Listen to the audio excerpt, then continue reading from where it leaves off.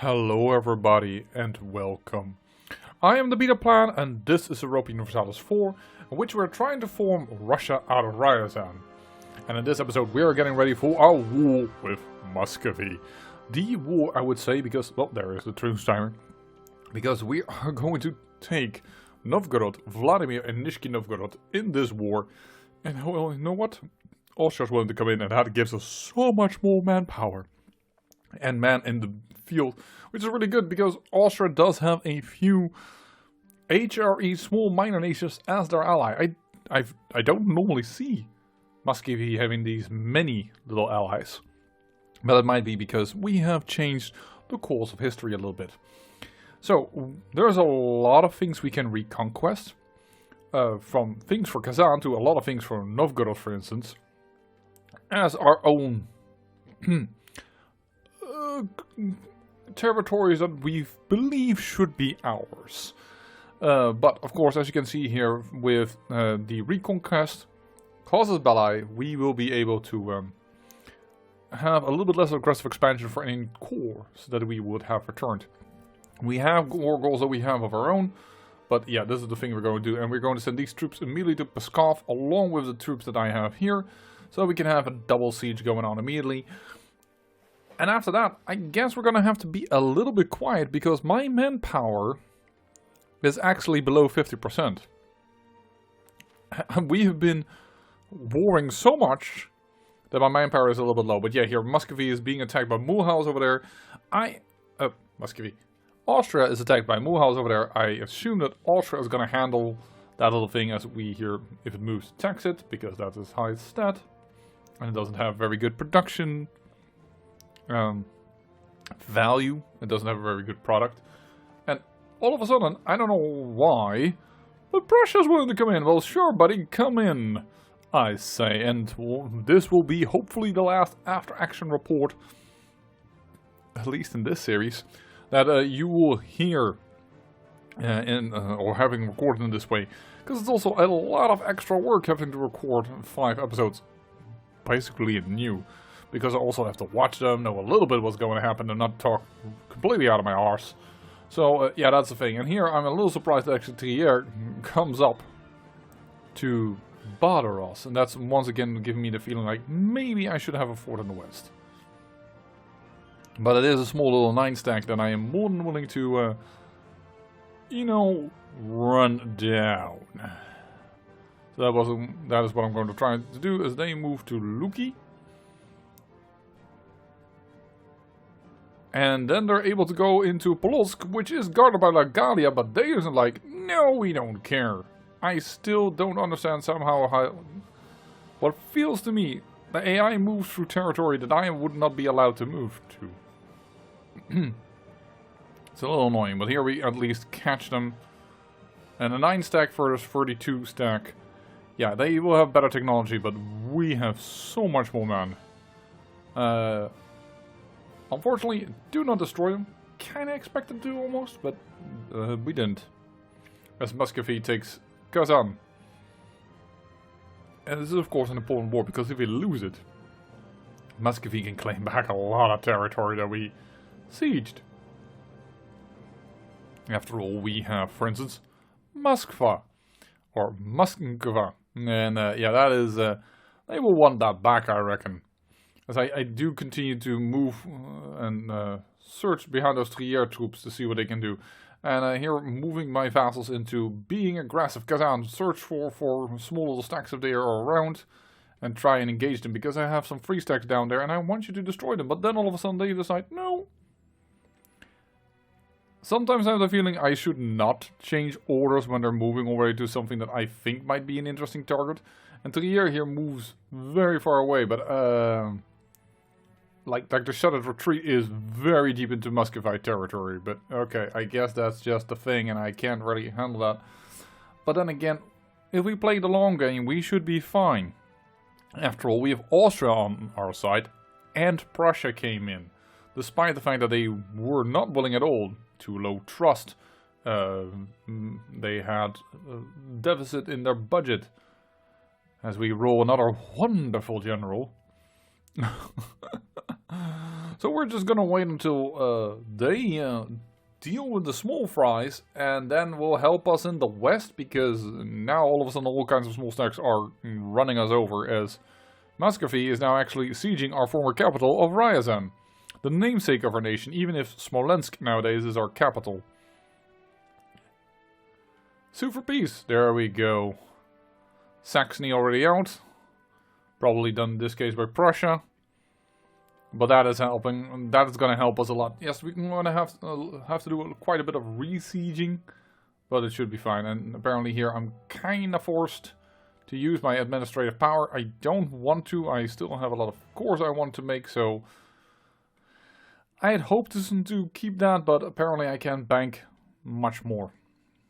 And there falls Ryazan at about, what was it, 70%? 21%? Like something crazy like that again, as per usual.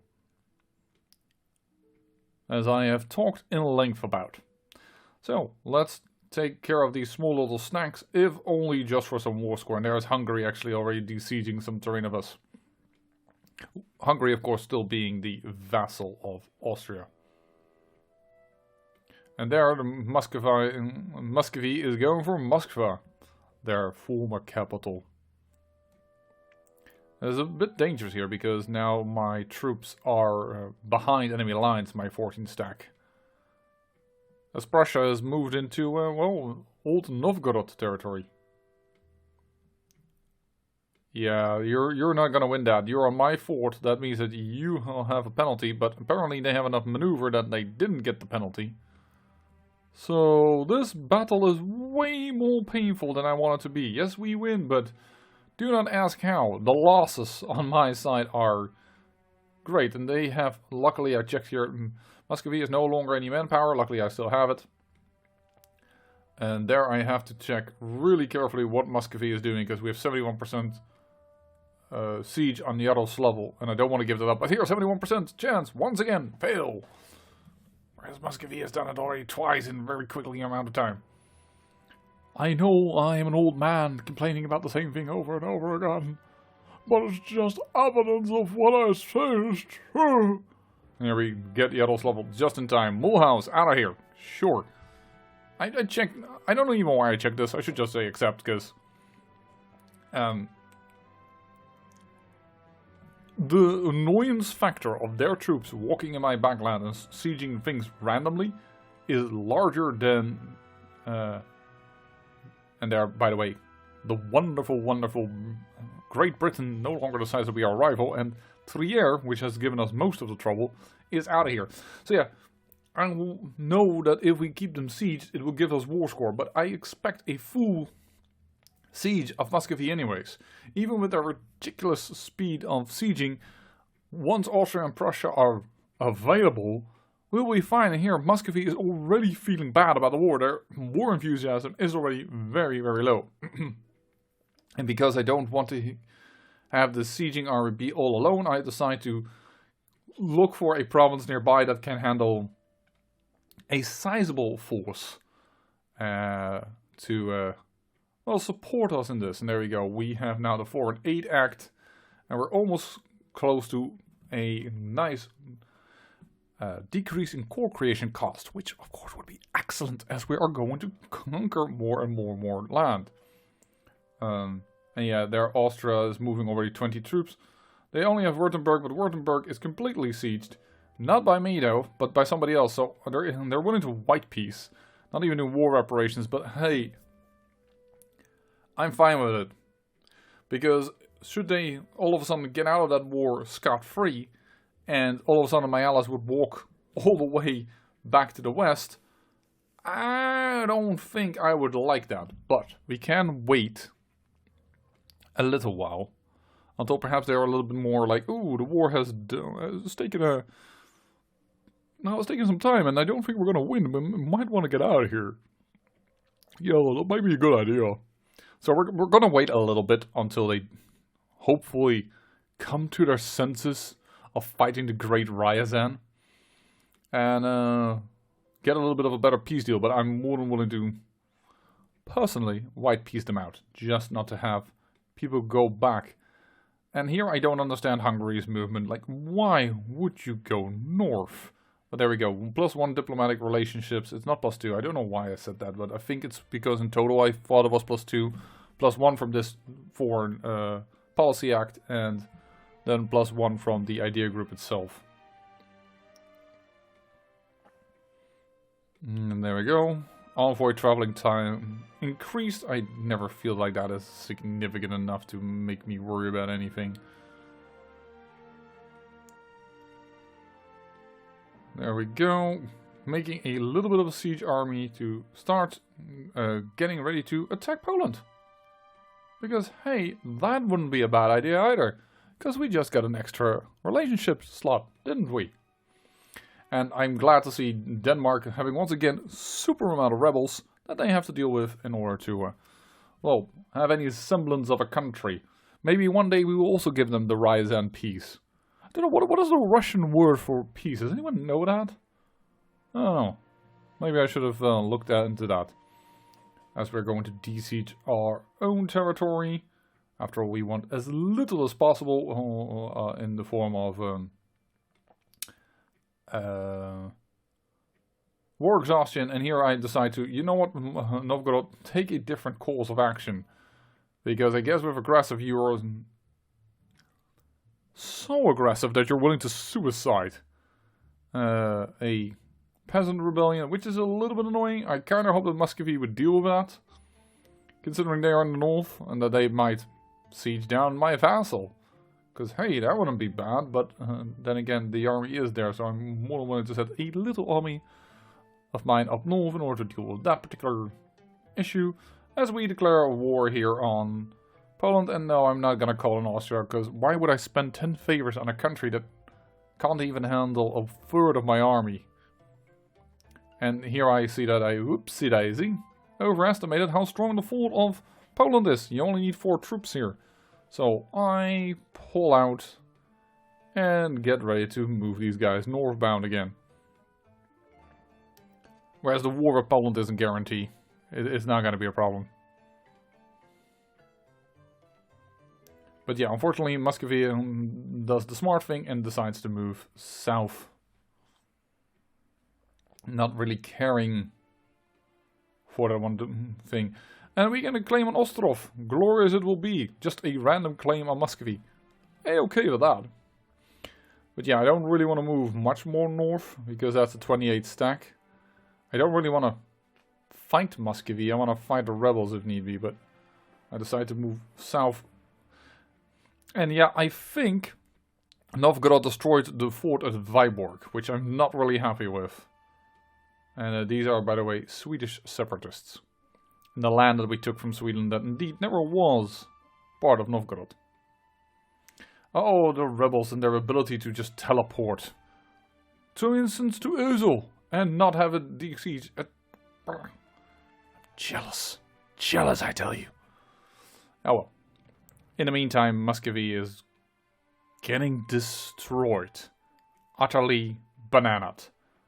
And yeah, the other funny thing is they are de-sieging the territory that the rebels took, but I am not guaranteed on anything else, and there I find myself having to Lithuania. Lithuania, of course, being disloyal, having their troops ready to fight, but not having the power to hold on to the land, because Lithuania's golden age never came. We are greatly empowered to do that. And here we see that everything is Orthodox except this one little region. And therefore I decide, okay, fine, you know what, I have room for more states, I will just convert you. And then realize, oh wait a second, they don't understand. That you need to have a little wait until it realizes, oh yeah, it is a state. Boom. And now it switches off. 1 month later, and we're just gonna convert everything to Orthodoxism without having taken religious idea groups, because we don't need them. Orthodox, as boring as the religious mechanics of Orthodox are without, for instance, the DLC that helps in the Russian territories, which we don't have actually for this. It is strong enough as it is, because just get your patriarchal authority up, and you don't need religious ideas groups, because you just become so strong. And there we see that Württemberg now has 5 troops moving up to our territory. But they are not an issue that I need to deal with right now, as I see Muscovite troops moving in, and I feel like, hey, this might be the moment to jump on them. And we find ourselves with another revolt.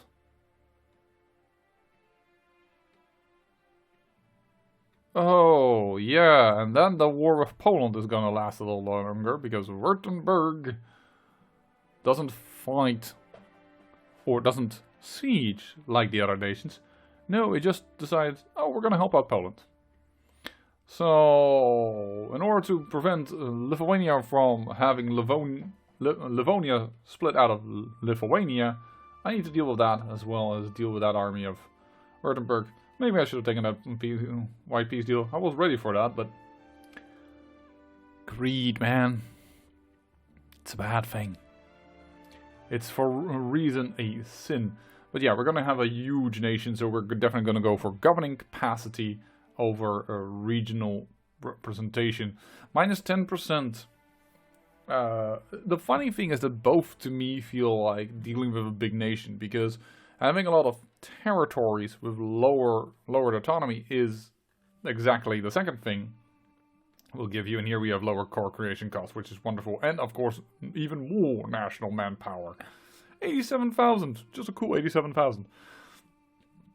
Which does help, by the way, because the larger your pool is, the more it's a relative portion of your manpower pool that everything comes back every month. So having it larger also helps in general. But yeah. Now I've forgotten the tangent I was on. I had a tangent. Oh, there Württemberg is sieged. Sure, we'll get out from the... oh yeah, that greed. Greed is a sin. But here, oh, we get it anyways. But yeah, unfortunately, we did take some damage from Württemberg. But as Württemberg is out, it's 95% for us. I see the sieging army of Muscovy. But don't feel inclined to get on top of that. Right now, I more want to deal with the rebellion. Because I don't want Novgorod to have Swedish separatists demanding stuff from them. And now that Württemberg is out, basically everything that we want should be ours. And probably, as I'm already checking here, I want these terrains. And I want Nizhny Novgorod to go to Kazan, because they are able to core it. So I really want to give that to them as well. So these are the things that I want, which is already 70% war score. So now it's a thing of like, what else do I want to give them? If they give me a 100% peace deal at 96% chance, I'm like, sure. And here I found the weird thing that Kola, despite the fact that we've seen Novgorod hold it for a while, apparently was so short that they didn't actually get a claim, make it a core, or they didn't get a claim on it. I don't know what happened, but they don't have it. So here I'm just checking, what do I want to give back? How can I cut off something from Muscovy? How can I give lands back to Novgorod in interesting ways?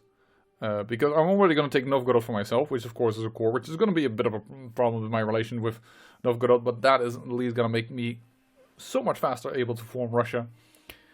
It is just about how can I cut them off? Like take White Karelia, take Olonets, take Soroka, take Kargopol, something like that. But then again, we don't have the fort there yet. And a utter destruction of Muscovy, of course, is even better for us, as Poland here is black flagged and can't even do a darn thing. So that is funny. Either lose army tradition and gain professionalism, or the other way around. Now, our professionalism is really, really bad. Our army tradition is at 43. So and I believe that at every 20 interval you have a chance for a better general. We have been rolling shite generals. So I'm really debating here on what I want. And I'm also looking, like at the loyalty, it doesn't really matter. But in the end, I choose the professionalism because we have been drilling so poorly.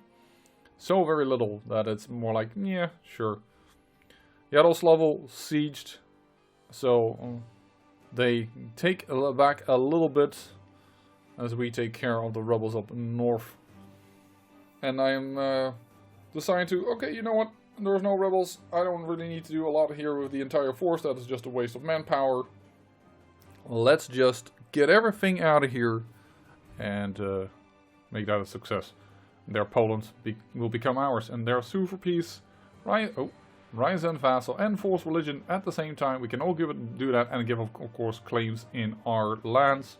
So they no longer have permanent claims, which should be the least problematic of relationships with them, and a bit of money because we can. And yeah, they are actually loyal from the start, even if they have a min 15 opinion of us.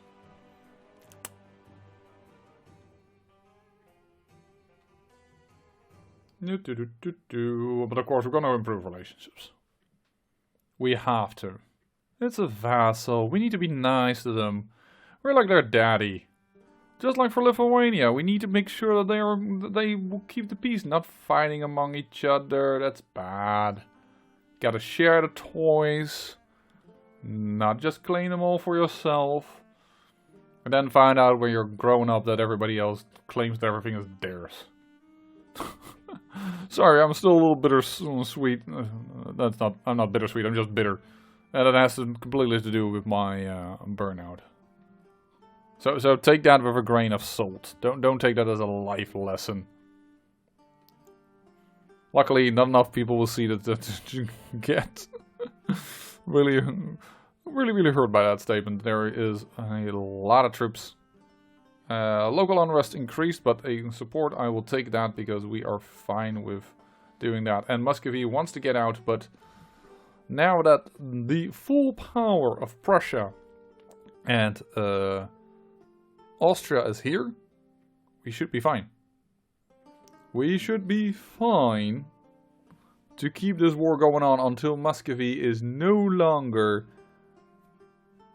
anything. Until we beat it into the ground. So that the next war we might not even need either Prussia or Austria. Here I think we already could have done it with just without Prussia, but it's definitely convenient that they are around. And this is a bit unfortunate that they didn't attack with their armies when Muscovy was right next to them. They didn't want to give up the siege. I kind of can't get the point, but here Kazan is paying the price for that. As Austria moves into very weakened troops, and I can see all kinds of particularists now getting involved, and I'm like, peace deal. So let us see what we can give. These provinces we want, we explained it already, we will give that to Kazan. And then it's about returning cores. As we know we want to integrate Kazan, we're going to look for the core that is of Kazan, and for some reason I know I scrolled already by it twice, and I just, for the life of me, can't see it. So I guess I am blind during game. I guess that I never realized that also, and I've heard it also from other YouTubers. When you watch another YouTuber, there's a lot of instances you go like, dude, you could have done that or that. You can easily see that. Come on. And then later on, and then you do something yourself, and then you fail to see kinds of things, and it's like, oh my god, why does this fail so much? And this is just me getting nice borders, because I really shouldn't be doing it like this, in a sense, but I want war reparations, because that's going to weaken Muscovy even more. I want Novgorod to re-establish Kola as a part of their territory. So that is an idea, and they are just going to check, what is the suggested demands?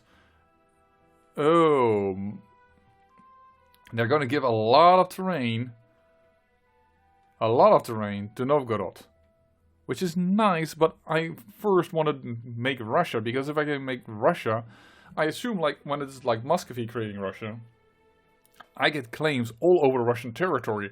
Now normally you don't see that on the top end, because you already have that. Oh, sorry, I hit the microphone. I can see the spike already that you heard that. But on this case, I'm coming from the south, so I hope that, and I assume because Paradox tends to know that, like, hey, I hope I get claims in the north. This is a bit of a weird peace deal. I'm okay with 97% because then the peace time is shorter. And then Novgorod, it looks kind of beautiful. It looks like a nation again. And I'm definitely okay with that. So there is Muscovy taken down a big notch. While they have particularists in an area I am not going to give them access to. And I assume Novgorod is not going to give them access. Yeah, this is a bit unfortunate that I have spent Diplo points on this, but then, admin points on this, but on the other hand, I have more admin points than I have Diplo points, so, and heck, I have lower core creation costs, so just core it all. There we go, Novgorod super happy, plus 194 for P and 154 for giving back territories, because apparently the 2 lands I gave them were not restored territories. We'll do that later. And here we just take a little bit of prestige and it should be fine. But yeah, hopefully those particularists will mess up Muscovy even more. I reckon they will. And it is time to integrate Kazan. And there Muscovy is no longer even a rival for us. We have already eclipsed them so much. And we now have 89 power projection. 88, of course, at the moment I say that. But that is really, really, really, really nice. And here I'm looking at, like, could we make them release later on something else, for instance? This is still Novgorod as a core, and because it's the primary nation of the Novgorodian culture, they're never going to lose their core, so that's why it also isn't that necessary to give that to them. But yeah, thanks to us having Novgorod, we can form Russia later on. We can walk now towards the Novgorod territories without having to have access from Muscovy, because hey, it's now continuous territory, also awesome. And now the question really becomes, perhaps, you know, Pskov will become independent again. I doubt it, because I don't think Muscovy is in that much of a trouble. But here we go. Integrating Kazan and showing you that the coring process goes quicker than the integration process. 82% liberty desire of Lithuania, but most people that hate us that would possibly support them, well, we have a peace treaty with them, and here Lithuania says, hey, do we want to become a marsh? Let us become a marsh. And I'm like, I think, although I don't have Lithuania as an accepted culture, I think I may want to integrate them at some point, because then I will get my own harbors, and that also gives me access to Danish territories and what have you not. So I decide against it in the end. The Kazan, yeah, I probably will. I don't know if I can accept Kazani culture. I don't know if it will be significant enough for us. Although we have, for instance, humanist ideas, we have a lot of additional cultures that we can accept. Now, wait a second, you only need 10 development in order to accept the culture, so that should be fine. That should be fine. And why that Austrian troop, that is Black Flag, moves there north from Rostov to Yaroslavl, I think they got the memo a little late that the war is over. I have no idea why they're moving up north there. But yeah, with that war over, and those territories claimed, and with having administrative technology 10, well, we can do some great work there. And considering I still have quite a bit of points left, I am going to spend that on getting a third city up to 30. And because they have iron production, I am considering for a moment giving a tick to iron production, but we are integrating Kazan. So we're going to lose a lot of diplo points already, and I have a lot of access admin points. So in the end we go for that, and yeah, we're just upgrading these provinces because I don't want to spend points on too expensive technologies. And this is also a way to make your country more powerful by simply having more powerful counties. Also, I'm not sure, but maybe if I form Russia, Moscow becomes the capital of Russia. I don't know if that is an automatic thing or not, so that's also why I don't mind spending a little bit of points into that particular county. But yeah, there it is. There is our great war. There is the guarantee that Russia will be formed. Unless something really crazy is gonna happen. And I can't imagine what that would be, other than a call to arms from Austria against the Ottomans. Oh boy. Well, that is for our next episode. I say I thank you for watching, and remember, great peril yields great beauty.